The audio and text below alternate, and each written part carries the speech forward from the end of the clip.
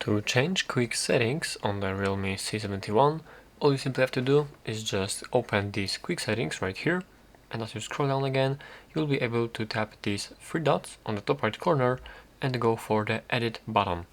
And now you can change the quick settings right here. You can change the tiles, you can change their position, you can grab them and move them around. You can delete some of these tiles which you are not using and add more tiles which are available right here which you might find useful. So let's, for example, delete the quick share. I will not be really using this one, and we can add the alarm right here which might be actually useful. And yeah, that's basically what you can do right here.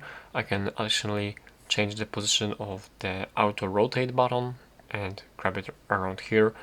And after that, all you simply have to do is just go back, and the changes apply like immediately. As you can see, I didn't even have to press any button to apply these changes or any check mark right here, which in most cases is available.